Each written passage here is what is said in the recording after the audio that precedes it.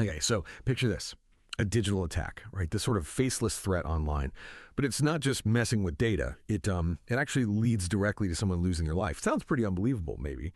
But it's chillingly real. We're about to take a deep dive into a stack of sources that really lay bare this stark, grave reality. Today, we're focusing on the Quillen ransomware attack. This hit Synnovis. They're a pathology provider. Basically, they handle critical lab tests, blood work, tissue analysis for major NHS trusts, the big public hospital networks here in the UK. We're talking King's College, Guy's and St. Thomas's in London, big names. In our dive today, it really starts with something truly unthinkable. How a digital attack didn't just disrupt things or leak data, but, in this really chilling turn, directly contributed to a patient losing their life. We're going to trace that path, try to uncover not just the what happened, but the profound why it matters for all of us. When you think about why this particular case is so significant, what really jumps out at you first? It's just such a critical case study, isn't it? It Yeah. brutally lays bare how interconnected everything is now, our systems, our healthcare, and the profound, honestly, life or death implications when those connections just fail, utterly fail. We're going to connect some serious dots here, I think, from this very specific event to these much broader systemic vulnerabilities and, crucially, the vital lessons that really have to emerge for healthcare systems everywhere.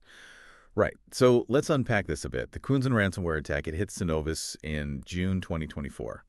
And the impact, well, it was immediate. Devastating, really. It caused this massive disruption to blood and pathology testing across those major NHS trusts.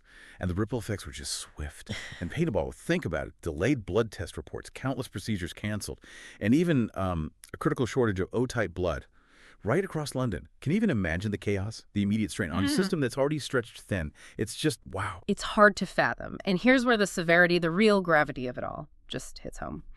On June 25th, 2025, so fairly recently relative to the attack, King's College Hospital confirmed something truly unprecedented.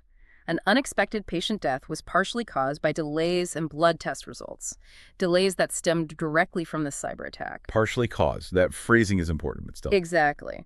But the link is confirmed, and the sheer weight of that confirmation, that's what truly stands out. This marks one of the very first officially confirmed instances, certainly that we know of publicly, where a digital attack crossed that line from being a data breach or a system problem to a direct human casualty. It's a chilling new benchmark, really. It forces us to redefine what cyber threat actually means in healthcare. Yeah, it fundamentally changes the stakes. And the human impact, it stretches far beyond that single awful death. Our sources are showing over 170 reported cases of patient harm linked to this. Yeah. Including 2 severe cases resulting in long-term damage.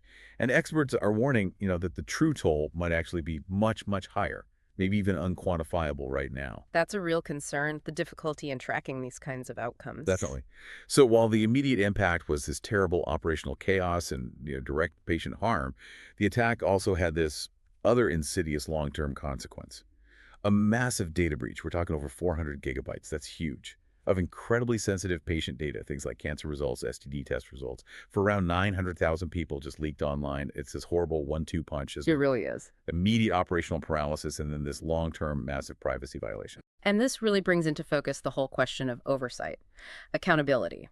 There's Dr. Saif Abed. He's an ex-NHS doctor, now a cybersecurity specialist.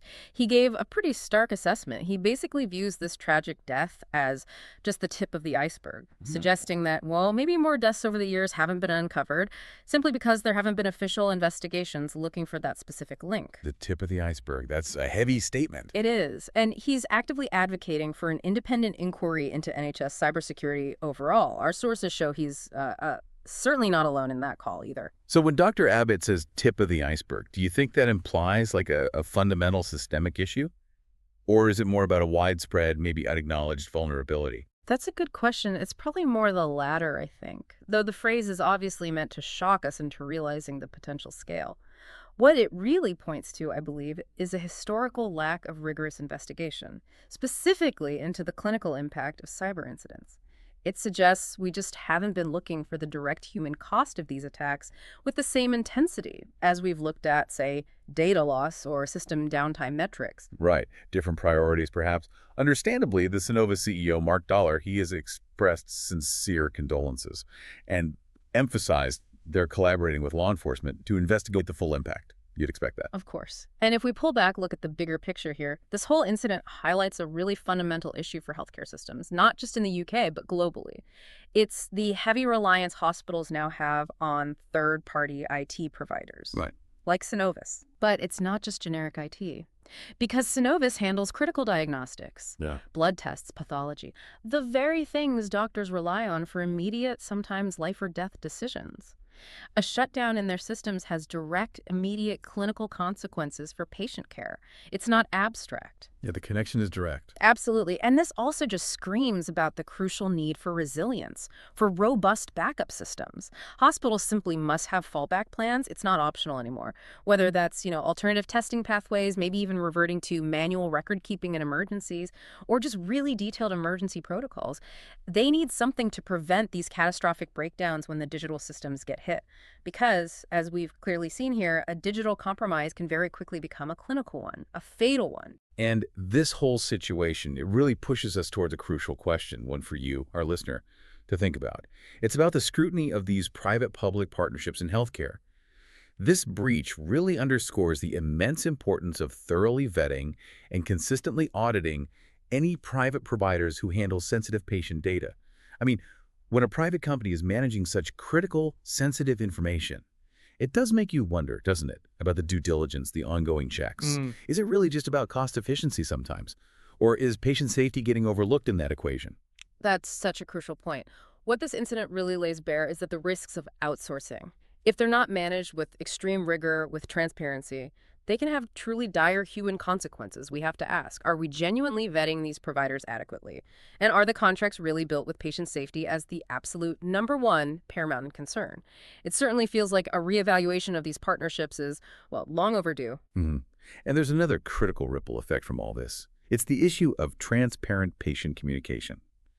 Despite this massive data leak affecting nearly 1 million people, our sources indicate that almost a year later, many patients are still unsure. They don't know what specific personal data of theirs was actually exposed. That lack of clarity, it must add another layer of distress, right, to an already awful situation. Absolutely. Beyond the immediate clinical impact, which is devastating enough, the psychological toll of just not knowing the extent of your personal data exposure, it's immense. It really adds another layer of harm that often goes unacknowledged in these incidents. And it certainly undermines trust, doesn't it? Trust in the institutions that are meant to protect us, our data, our health. It's a significant area that just needs a much clearer, more proactive approach going forward. Definitely needs improvement. So, okay, looking ahead then, what does this all mean for the future? What happens next? Well, urgent calls for action are definitely emerging from this incident, as you expect. This includes calls for a public, independent inquiry, specifically into the NHS digital infrastructure and its overall resilience, or lack thereof. An inquiry seems necessary. Many think so. And there's also a clear need for strengthened security standards across the board. This means updating regulations, mandating stronger cyber defenses, clear incident reporting protocols, and really comprehensive emergency continuity plans for all healthcare providers, not just the big hospitals. Right, the whole ecosystem. And importantly, it seems to call for really comprehensive incident reviews afterwards. Reviews that analyze not just the data breach aspect, how many gigabytes were lost, but also the potential clinical harm, including morbidity, mortality statistics. We need to understand the full spectrum of the damage, not just the digital footprint. Precisely. This incident really forces us, I think, to expand our definition of what a cyber incident even means in healthcare. It has to include direct patient harm. It has to. So, to kind of bring our discussion toward a close, we want to leave you, our listener, with some critical questions. Questions that really arise from this deep dive. They aren't easy questions. There are no simple answers here, but they demand consideration. First, should hospitals be held legally responsible when cyber attacks delay critical care, potentially causing harm or even death? Second, how can healthcare systems truly balance the efficiency they gain from digital tools, which is undeniable, with the essential need for robust fallback redundancy, for when those digital tools inevitably fail, because sometimes they will? And finally, can mandatory cybersecurity audits for all third-party medical providers become a standard, like a legally enforced part of patient safety regulations, not just a best practice suggestion? These are the tough questions we need to grapple with now. And to just tie it all together, the core takeaway for me, this tragic case is a profound wake-up call, a really stark one. Cyberattacks in healthcare, they aren't just data incidents anymore. They're not just inconveniences. They can unequivocally end lives. Yeah. And as these digital tools multiply, as they become more and more integrated into every single aspect of medicine, so too must our vigilance, our investment in cybersecurity, and our readiness to fail safely, as they say. It's a really challenging balance to strike, absolutely. But it's one we simply have to master for the sake of patient care, for the sake of lives,